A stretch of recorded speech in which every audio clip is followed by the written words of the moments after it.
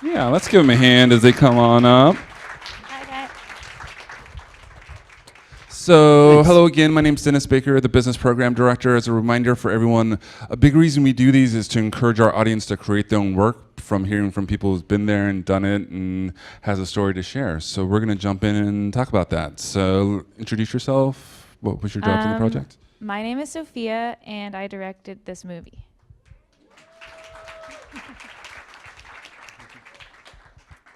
My name is Lawrence. I wrote the film, and I was in it, as you probably realize. I wasn't supposed to be, but I ended up being in it, and I produced it, yeah. Nice, yeah. So we always start kind of where the story came from, because without the story and the script, you really can't make a film. So can you kind of talk about the process of that story and how it came to be? Yeah, I can talk about the feelings I was having right before Larry started to write this movie. I'm also an actor, and I never know where to start. Okay, so I'm also an actor, and we've made a bunch of movies together on our own where like we alternate who's directing and who's producing. And I had directed another movie prior to this called Green, and it was really, really small. I shot it for like $1,000, and after I shot the movie, I sort of, something happened where like a lot of my friends started getting hired a lot as actresses, and I got really, really jealous of them. And I noticed that a lot of the women that were getting hired were very like shy, pretty, blonde, skinny girls. And I started to really resent and get angry at them for like inhabiting this role of femininity that I had been told was like the right way to be a woman. And I felt really loud and aggressive and opinionated, and for whatever reason, like right after I made that movie, a lot of these feelings that I'd always had, like even as a kid, of just being told to calm down and be quiet and be small and fit into this tiny little box, started to come up again. And I was kind of going a little crazy and destroying a lot of friendships with a lot of women, and kind of like creating this narrative in my mind that like the reason I wasn't doing well was because of them, rather than like looking inward at myself and what I wanted and why I valued the things that I valued and why I was like seeking external approval. So all of that stuff was going on. And Larry was like watching me cry every day. And Larry was like, why don't we talk about how we could turn this into something productive, like a piece of art? And I was like, cool. So take all that and make a script out of it. Yeah, I mean, it's interesting because this movie was, it was an interesting intersection. It was very personal for both of us. I also was experiencing a lot of feelings of professional jealousy, mostly related to Sophia, because I felt like her film was better received than my first one. So I had some professional jealousy about that, and then other people too, other friends that I had. You know, it was really strange. You know, like all my life, and I think maybe you too. Like I had wanted to be a filmmaker or have movies that were out there, and when it happened for me, I wasn't just like happy that it happened. I was like, oh, this guy's doing better, or this woman's doing better, or like, you know. So there's a lot of professional bitterness and stuff, and I didn't like it. I didn't like that I was having those feelings. So we both kind of were going through this, and we channeled it into that story. There were other more intellectual concepts that we were discussing as well, like identity in the postmodern era was something that was on our minds as well. Just like in the age of the internet, you're exposed to so many different points of view and identities and types of people. Or like ways of presenting yourself. Yeah, that it gets very confusing who to be, who's right or who's wrong. There's like a million sides to every issue. Whereas I feel like in earlier times where people were oriented by religion or whatever, it was a little easier to make your way, for better or worse. Also, so then like in terms of the writing, also like I started talking to other women, being like, do you ever feel like you're not the right kind of woman? And a lot of people were like, yeah, totally. And I was like, oh, well, maybe this is something that's like beyond self-indulgent, like therapy, artist therapy. Like maybe I can open up this conversation, because this isn't something that a lot of women have talked about in my life, or had talked about in my life at that time, where it's just like, if everyone feels like a failure, then maybe like there is no right way to be a woman. Obviously there's not. But maybe the first thing is to talk about this feeling like there is a right way, and feeling like this compulsion to be perfect and fit into that idea. And so then like we wrote like a 1-page outline together basically, and then Larry went and wrote a script that like he would show me. And did I give you notes? It's, neither of us really remember the process that well, because it happened over many years. It took a while to write the script. Because we were working on other projects, we'd have to stop work on this one. And then a couple times we reached dead ends with this one. We couldn't figure out where to go with it. So, definitely this was a situation where the director was very much guiding the screenwriting process. It wasn't like she was like, I want to kill my friends who are more successful, write a script. And then I brought it to her and she was like, great, let's go make it. It was definitely, there was very, very much conversation, a lot of conversation. Talk a little bit about how do you, because those are huge, big concept ideas. How do you get that down to real people, relationships? Because it's a very specific movie, but has all that in the background. Do you land somewhere and take that for a while and go, nah, that didn't work, let's change this, change that? Talk a little bit maybe about the specifics of what some of those first drafts look like versus the final thing that we saw. Yeah, the emotions were very clear and obvious, and we were immersed in this world of actors and filmmakers and stuff. So watching, as a writer, I try to watch people, how they talk to each other, and that part of it was really easy. It was less easy to figure out how to harness it into a thriller that worked on the level of a thriller, but also didn't have sort of a pat conclusion. We really wanted to leave the audience with something to think about, which maybe irritated some of you, others maybe not. We knew a few things, like we knew we wanted to shoot it in Big Sur. That was like one of the things going into it, where I was like, I want to make a movie in Big Sur because I want to live there. And then Anna is based a lot on me, so like that was pretty easy to sort of figure that character out. And then I don't find that really, that's like definitely the worst, most aggressive aspect of you that I rarely ever see. Well, based on me, but like not all of me. At the time, you would go into a very angry place with regard to the jealousy. We should have not like that. We should have context. They're married, so there's probably deeper understanding than maybe just a writing partner.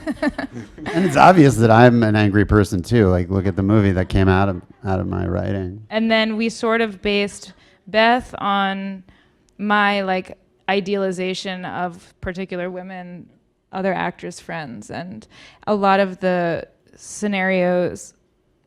I feel like a lot of those things, and I think this is probably why all those friends hate me now, is like a lot of those conversations kind of really happened and we used them. Like, for example, I really did shove his manager. But that's and he really did call me a prima donna. But so, like, I don't know, there were like certain things where like, oh yeah, I don't know, you wrote it, you talk more. Yeah, but like the scene where you guys are reading together, that was a completely... You guys were the other two girls. You know. Yeah. Yeah. Totally, that audition didn't really happen. Yeah, there were two specific people in my mind that I was writing with in my mind. But I do that all the time. Yeah, I feel like that's a normal thing. You like, if you're writing for yourself, you're imagining yourself. If you're writing for your wife, you're imagining your wife. Oh, because at one point, like maybe I was going to act in it, and then I decided not to act in it. So maybe that was also maybe helped you. Yeah, it's helpful to picture somebody in your mind when you're writing, even though they're serving a narrative function. It's not really them, but it does help you like make their speech kind of specific and. And you guys created enough projects. Do you write technically as well, going, okay, we kind of know what the budget we might have for this, and so therefore we're going to shoot one location, all that kind of stuff? Is that all part of the package deal in writing for you guys? Yeah, I think so. Very much so on this one, because we knew, yeah.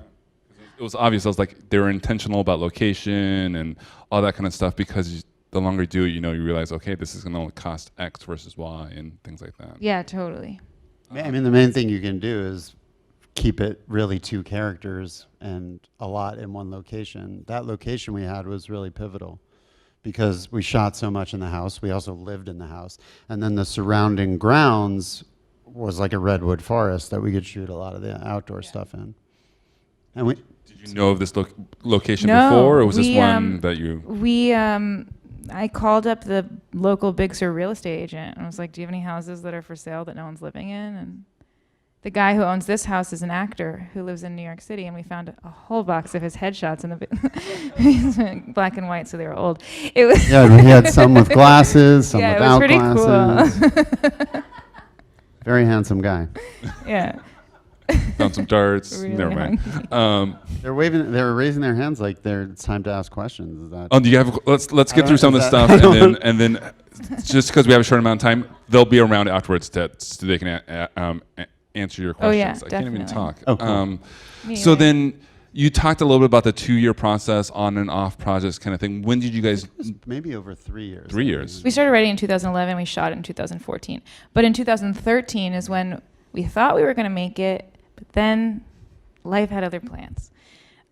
This was a really interesting movie because it's kind of weird, and I think like for a lot of people, we wanted to try to get like a little bit more money than we ended up getting, and so we tried to cast famous people, and some famous people said yes, and then people were like, cool, we want to give you money because famous people said yes, and then like famous people were like, never mind, and then the money people were like, never mind. And so that happened like 3 times over the course of a year, and it always happened like 2 weeks before I was about to go to Big Sur to make the movie. It was really frustrating, and that was really hard. But then I found Mackenzie and Caitlin, and they were incredible, and we just made it for like a lot less money than we had wanted to, but it ended up feeling like the right way to make it. But that's what happened for like a whole entire year, was like putting this movie together many, many times in different variations. And how do you guys know you're ready for that kind of pre-production stage? How do you know when a script's like, okay, this is a place where we can move forward? Yeah, there's gonna be edits. Yeah, there's things that are gonna come up. But how will we know that this is a script to start finding money, start attaching people, things like that? We usually do like readings of our screenplays with friends, and sometimes we ask for feedback from the friends who are there, but other times it's just about hearing it read out loud and seeing what could be cut or what action lines aren't clear. And then I feel like it's usually once we feel like, oh, whatever changes we make aren't going to be particularly significant, we can start sending it around. And in almost every movie we've made, we've started by sending it to an actor to see if they want to get involved before we try to find the money, because that helps raise the money. it helps raise the money, and it gives you, like, if you can get an actor attached on your own, it gives you a little bit more freedom or flexibility or control. And then do you guys have a system between you two of who's writing, who's directing? Obviously, you're both producing. Is it just kind of depending on per project, who's acting? Talk a little about that, or is it just kind of whatever project seems the most appropriate? I think the way we've divided it is whoever's idea it is who gets to direct it, because we like really love each other, but sometimes we fight a lot about decisions, and so someone needs to have the final say, and the director has the final say. And Larry's a really wonderful writer, and I can't write at all, so he kind of ends up writing all the scripts. Yeah, also she's a much better producer than I am. Like, I'm the kind of producer who takes the garbage to the dump and like makes like if she's angry at somebody but doesn't want to. You're the manual labor. Yeah, well, yeah, I'm the manual labor, or like if she needs a bad guy once in a while, or Like on the phone? Yeah, but I'm actually more of like a negotiator. Yeah. Like, I'll negotiate sometimes with people, you know, I've gone into credit card debt. That's another thing Yeah. I've done as a producer. She's like really organized mentally. I do Scheduling. spreadsheets. Yeah, she's amazing. Sounds like you guys are a good pair, if I say so myself. Let's talk about, do you guys always, because you guys have been doing this long enough, do you guys work with the same department heads? Do you use the same DPs? Do you kind of go back and forth depending on obviously on availability? Talk a little bit about kind of the crew of people that you We had work with. We had a 4-person crew on this movie, plus Larry and my sister who did our catering. The cinematographer Mark Schwartzbard shot Larry's last movie, Wild Canaries. Continuity. Colin the sound. Actually, yeah, it was the entire same crew as Wild Canaries, except Wild Canaries was like 25 people, but I took 4 people from that, and that was who was this crew, and I worked with the same sound designer and composer as well. So yeah. There's some continuity. I- It's good if it has its benefits. I It's really not always like working possible. with the same people. And I also find that I'm a little bit, I get like really, this movie was a bit easier for me to just like be assertive and say this is what I want and say it with conviction. But it was really important for me to surround myself with people who I felt like trusted me and weren't gonna like steamroll me. And I don't know if that has to do with being like a female director or being a little younger than a lot of directors. I'm not that young, but some directors. But you really were when you started. I I mean, you were like in your early 20s when you directed your first feature. That's really young. I guess, yeah. So anyway, so it was really important for me to work with people who like knew who I was and could trust me and wouldn't think I was like some weird hippy dippy asshole for like asking them to do meditation in the morning. So that was And probably vice versa, that you trust them yeah. to know exactly where they can step in and where it's a balancing Yeah, act. totally. Awesome. I noticed in the research you did a little Kickstarter, but you did it not for like pre-production. So talk a little bit about that, of your conscious effort of why, when you use it, why you use it, things like that. Man, I really didn't want to kickstart, but we just ran out of money and credit cards. We kickstarted at the end for post-production. I think I've heard that that's the best time to do it, although I don't know why. Do you? A lot of filmmakers just talk about people are willing to give money once you've put some money, time, energy, and everything to it. Yeah, totally.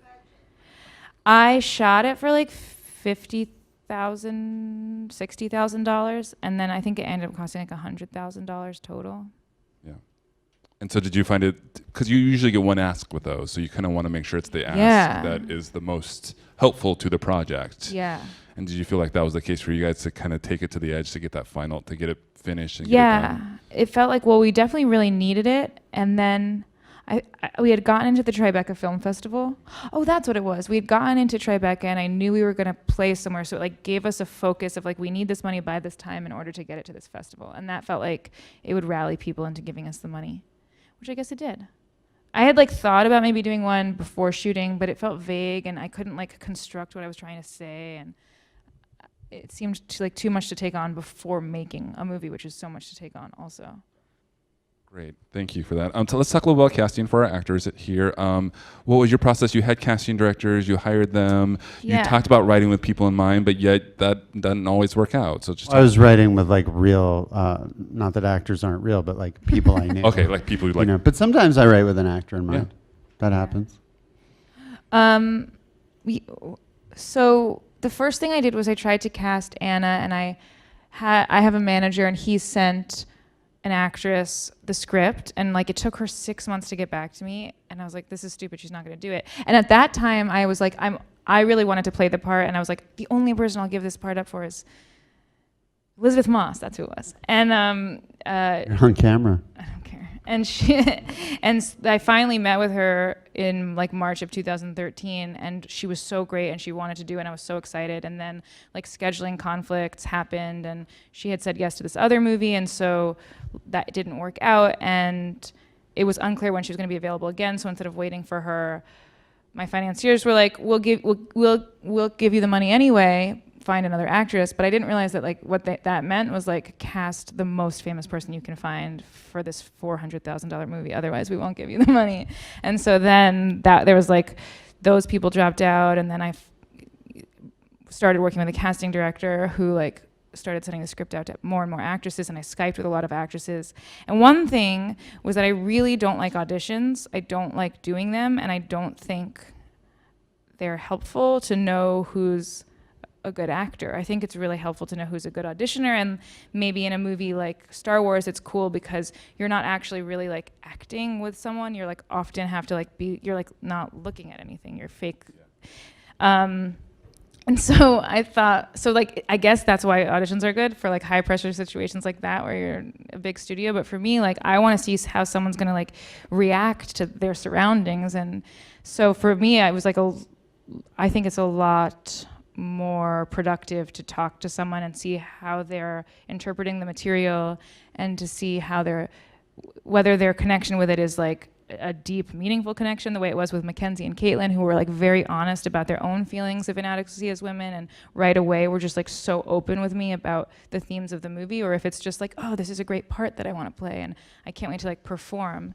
And so that's what I was looking for when I was talking to all of these women and meeting with them and Skyping with them. Were you going to say something? No. Oh. I just took a deep breath. Oh.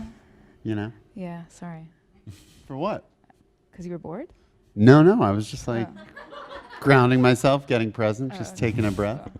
But it was loud, so it distracted you. I understand. I also hear the idea of passion, because you guys are putting so much time, money, energy into it. You want someone who's gonna, in their way, bring that. Yeah, as well. totally. And I think that like one of the other things that I learned was from like negotiating like how to.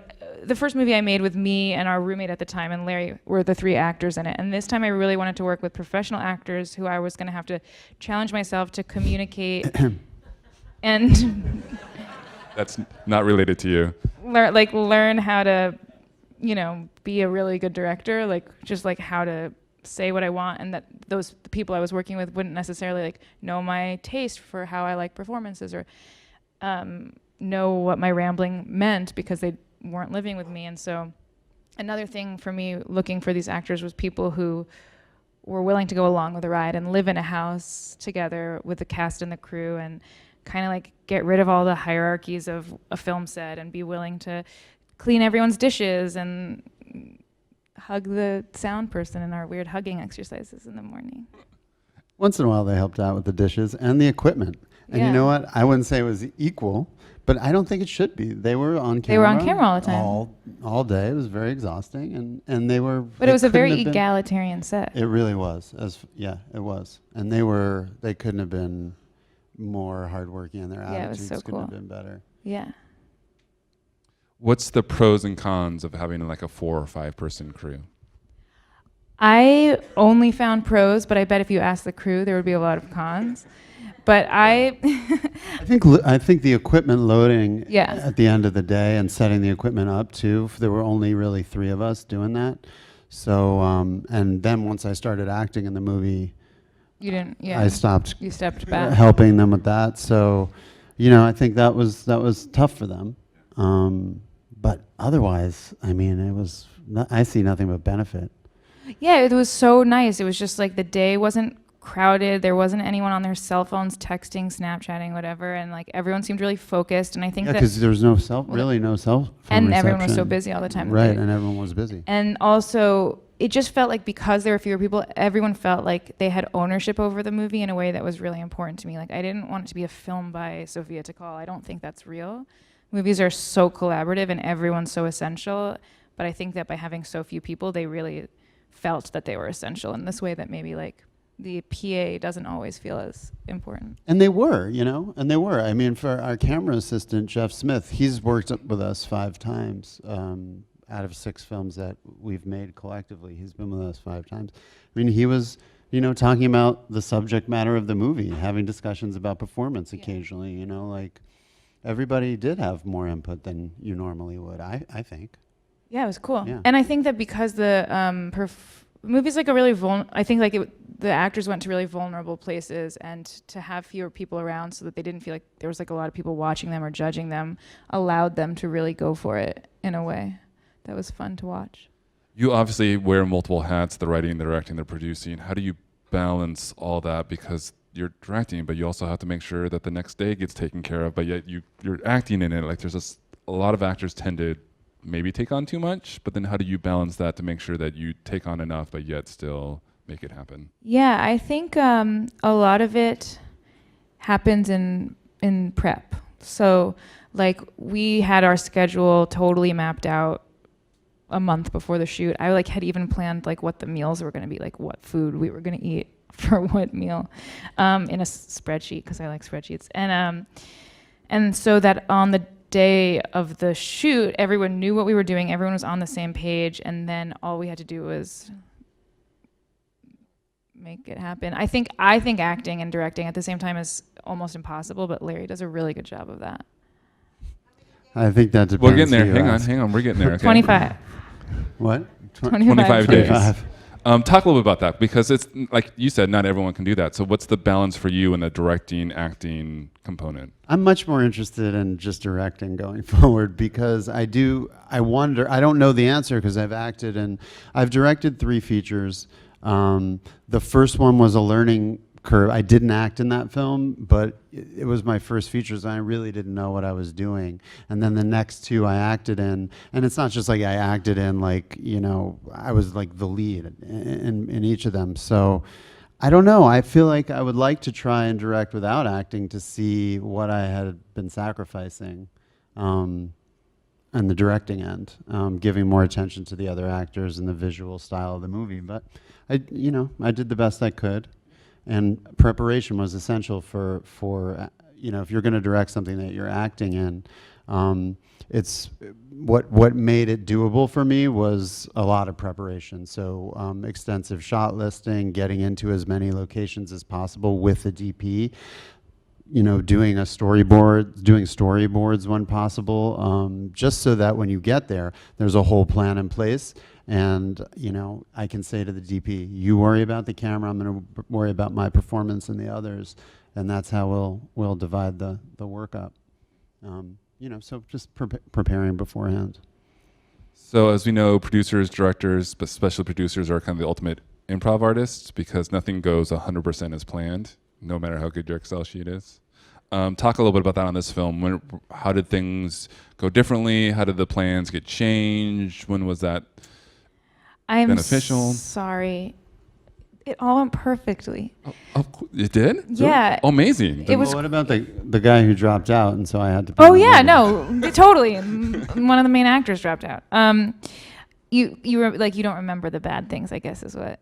It was pretty smooth because, you know, it was contained. It was basically trying to get it made was so traumatic for me. Like, I was so devastated every time the money fell apart, and I would cry and cry and cry, and it was so hard. So then, like, this felt like such smooth sailing in contrast. But yeah, I guess there was an actor who was supposed to play Jesse up until like 2 days before the shoot started, and I really didn't want Larry to act in the movie, even though I think he's a really amazing actor. But I just like didn't want to work with any actors that I knew. For whatever reason, I like had it in my head that I only wanted to work with strangers. And so we like kept trying to cast the part, and it was like the night before the first shoot day for Jesse, and we hadn't cast anyone. I was like, Larry, can you do it? And that probably didn't make him feel very good that he was such a last minute replacement, but I'm glad it worked out, because I think you're great in the movie. It was fine. Pop it out. Thanks. But that's also, I think, as all filmmakers says, things happen for a reason, and you find out at the end, okay, maybe this was originally meant to be, even though it's crazy in the midst of it. Yeah, totally. Well, I wasn't surprised at all that this part was hard to cast or that the person dropped out. That's why I grew my beard and my hair out. I didn't look like this before that movie, but then I ended up liking it, so I kept it. You kind of had a That's sense. true. Yeah? Yeah, Sophia was like, don't cut your hair or shave your beard, because I don't know if this guy's going to really be in the movie. Somehow we both kind of knew. Right. Well, It's just, the movie's about the women, so it's hard to get a guys, working it's really actor to kind of... so much harder to cast a dude than a girl. It's so depressing. Well, if they're not the lead. Yeah, like guys are like, I want more of an arc. I want more lines. And I'm just like, come on. Like, just give girls one chance to do this. It's so frustrating.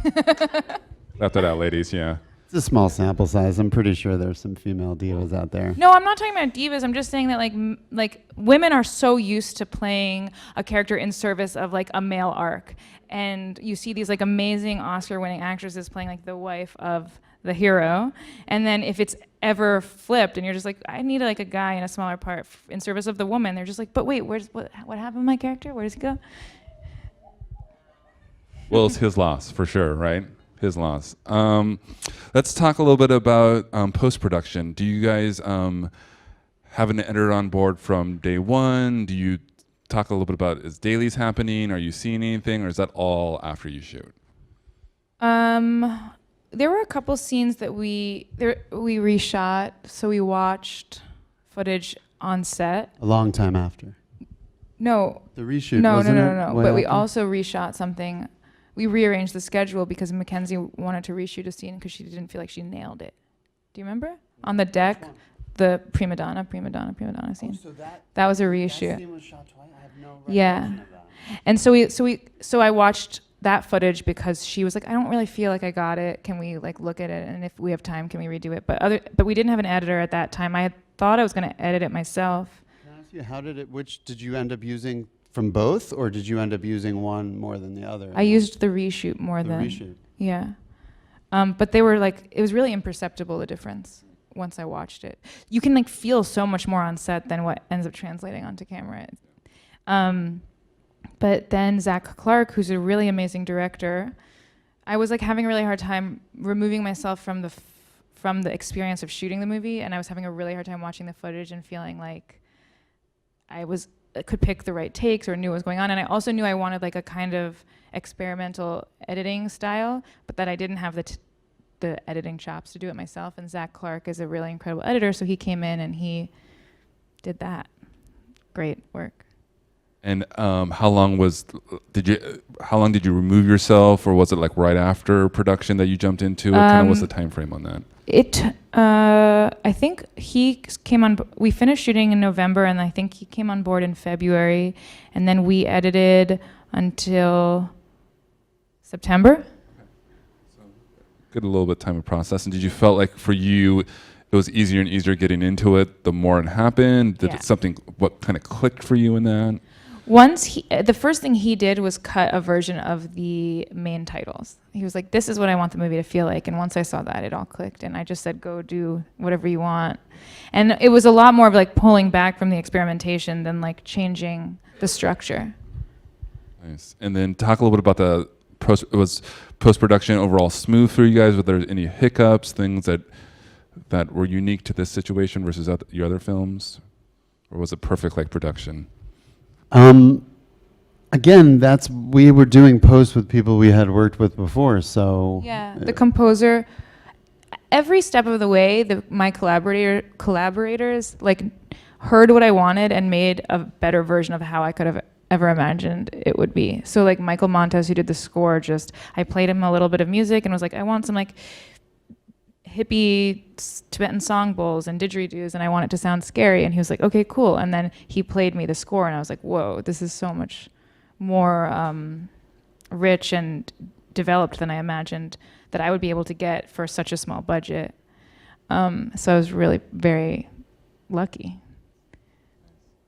And you guys talked about earlier about Tribeca, and that's your going after that. Was that your first film festival that this showed at? That was the first film festival. What was it? Talk about kind of the process of this film being in front of an audience and kind of the like. How did that feel versus your other projects? Everyone's kind of its own unique baby. Yeah. In that sense. This was our first time playing Tribeca, and it was fun, right? I was really nervous.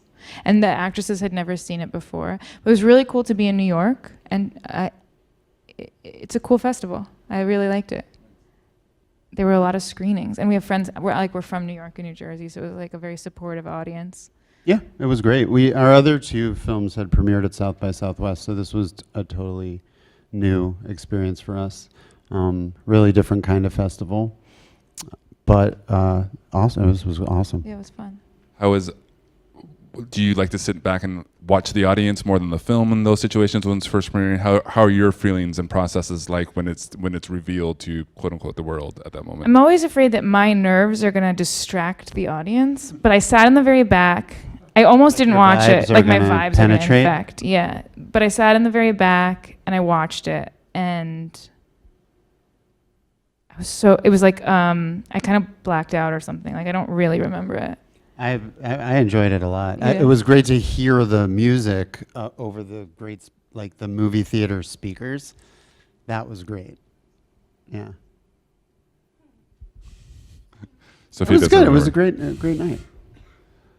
Then I have never watched it again since that time, and I never will. There you go. Moving on. Yeah. Next thing. Has it just come out or it's just coming out? So talk about that. It just came out. Oscilloscope put it out. That was interesting. I really liked working with Oscilloscope. I was like kind of bummed that they put it out during Oscar season because I feel like movie like this is really small and got lost. Yeah. And it got a lot of really great reviews and really great press, but I didn't feel like it was like enough to, none of the theaters wanted to hold it over because they've got to make room for La La Land. So there was like an up and down where I was like so happy and so excited that it got distribution, and I love Oscilloscope and I love the movies that they put out, and I had no idea if anyone would ever see this movie or if anyone would ever put it out. So it was really exciting that I got a distributor to put it out, but at the same time I was like, oh man, I wanted more people to see this movie and talk, just so that they would be talking about these ideas in the movie. So there's like, it was like a lot of up and down where I'd be like, cool, the New York Times made it a critic's pick, but like, who's gonna go see this movie the day after Thanksgiving? Is it a discussion with you distributors, or distributors just like, nope, this is when we're doing it? And there was like originally a discussion about like what time of year to put it out, but then somehow it kept getting pushed back until it was like December 2nd. And I was like, that's when Jackie comes out. So is it also similar themes in Jackie? There are. We just watched that. VOD as well? Is it? Oh yeah, and then they ended up doing day and date. So it's on iTunes and Amazon and on demand.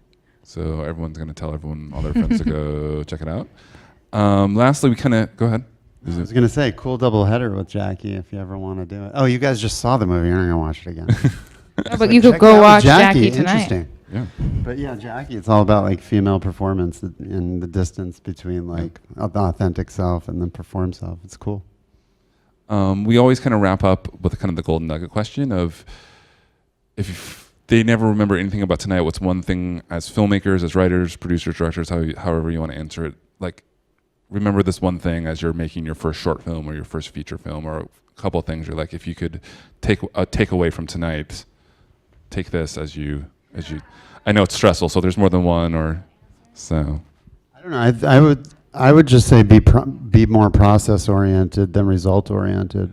I just think you'll get more out of your experiences that way, and approach things as like a learning experience more than anything else. That's what I would suggest. Yeah. Knock that out. That's good.